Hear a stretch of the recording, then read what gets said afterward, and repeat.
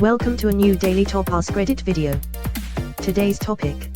Former spoiled kids of Reddit, what was the moment that finally made you realize you were spoiled? Edit, thank you, everyone, for the kind and thoughtful words. For the awards. Please though, if you feel inclined to award the comment, donate that money to a reputable charity in your area instead. If you feel inclined to give back to your communities from this simple comment, look into joining CASA for the kids who need it the most. Heartsuit. Oh, I've told this story before many years ago. For my 16th birthday my parents gifted me a red convertible, but I legit threw a fit over it because the car was red and not blue. They kept the car for themselves and got me a new one.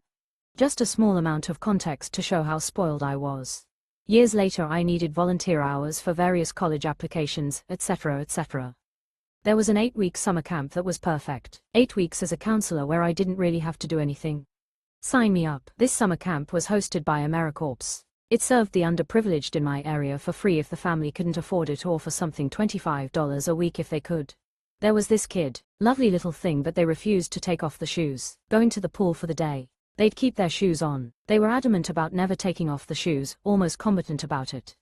We knew something was wrong then. When there was a quiet nap time, I took the kid to the office of the person running the camp and just sat down to talk to them. We talked about a lot of stuff and then I was able to get him to open up about why they never took their shoes off. Their shoes were 3 sizes too small. They took off the shoes and their socks were covered in old blood plus new blood.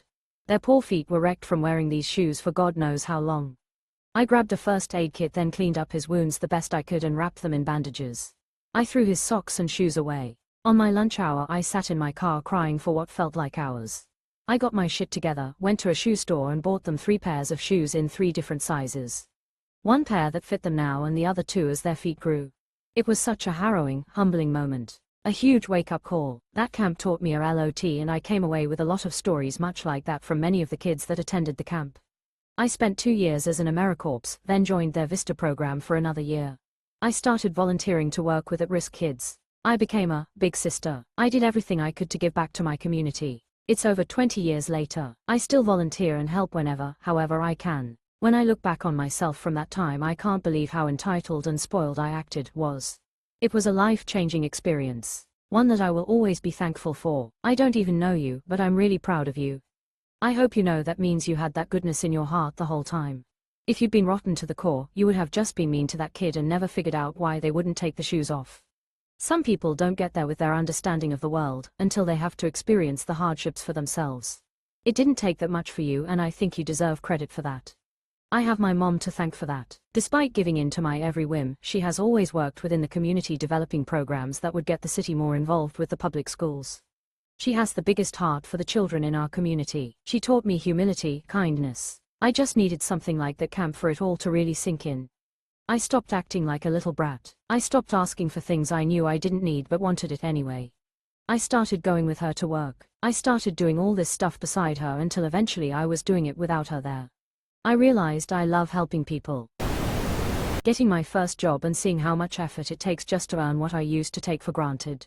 Nothing humbles you faster than a tiny first paycheck. Shit, when I was 16 my approximately $350 pay made me feel like a baller. I saved my first 2 ever checks and bought a drum set. It's when you actually have bills it hits different. Same here TBH. My first paycheck looked decent until I had to pay for gas, food, and my phone bill in the same week and it basically vanished lol. That was the moment I was like, oh, this is why my parents were always saying no. I had it the opposite. My parents didn't work, they'd just buy weed and complain about money and overdue bills. I got my first paycheck and was shocked. Turns out if you work you can pay bills on time and even have some left over. For a while I didn't realize private school meant my grandparents would pay $30,000 a year for me to go to a fancy high school. Had no idea you had to pay for it. I just thought you had to be smart enough to get in and then everything was free. I pretty quickly figured out this wasn't the case once I got to high school, made friends from other normal schools, and realized some of the dumbest people I've ever met went exclusively to private school their whole lives. Super embarrassing, I know. Would you say children should know how much their education costs? I think at a certain age, yes. Kids shouldn't be worried about that stuff when they're really young, but I am glad my parents talked to me about it when they did, even if I felt it was a bit late. I was just a dumb 14-15-year-old, but I do think that the assumption I had, I was smart enough to go to private school, other kids weren't, could have done harm to how I viewed or treated others subconsciously. I'm very glad my parents told me how much it cost. They were straightforward, didn't shame me or others, and told me exactly how much it was. My dad told me it was more than many people's college tuition.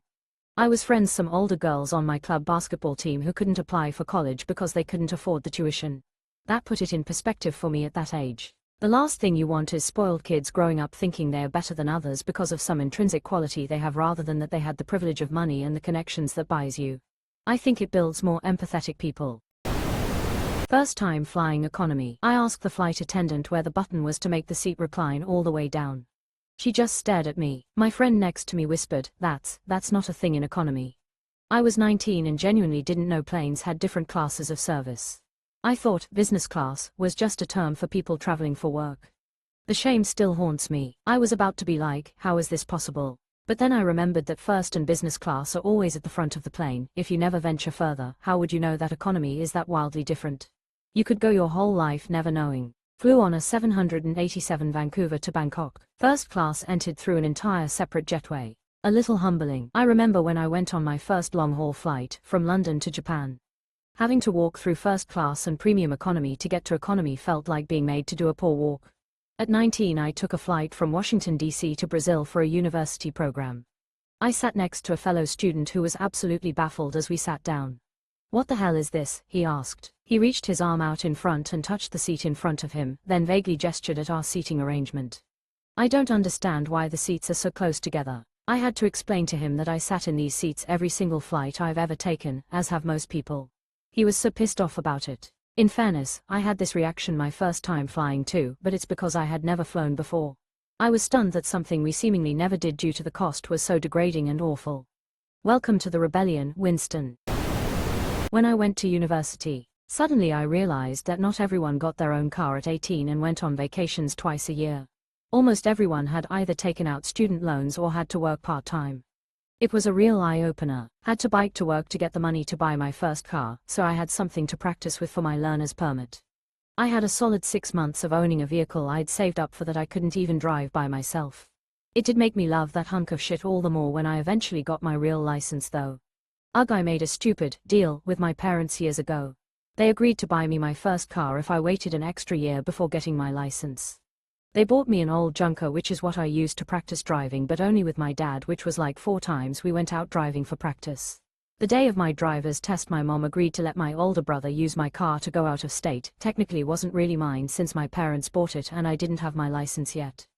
Anyway, he filled up the antifreeze but didn't screw the cap on correctly, and while driving it, the fluid started pumping out and cracked the engine.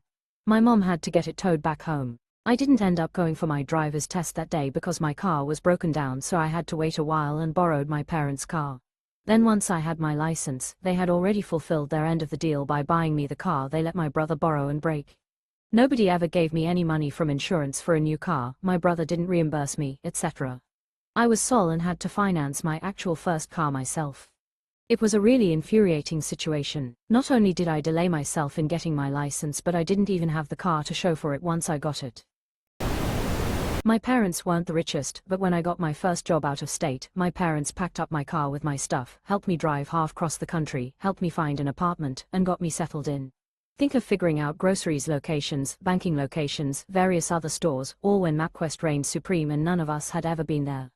I didn't think much of it at first, but that set me up for the rest of my life. Well, this one is just incredibly sweet, and doubly so that you appreciate it so much. My unpopular opinion is that having good parents is more valuable for long-term happiness, and maybe even success, than having rich parents. I agree, but there's definitely something to be said about the financial situation needed to afford to do what's being described. It's the same reason that zip code matters so much to educational outcomes. Not me, but my boyfriend told me he had his first epiphany of how privileged he was when he had to write college application essays about something that he had to overcome in life, and he realized he's never struggled before. I had a deaf student one time that was struggling to come up with a hardship he'd overcome. I'm like, dude, but he really didn't see it as an issue. Some deaf people don't see the deafness as a disability. This is probably easier if you live in a population that has a higher concentration of people that are deaf, but I've always thought that was cool.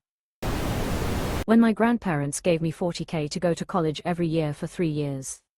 Waiting for my son to figure this one out. Paid his tuition to Johnson & Wales for 4 years, only to have him not finish his degree.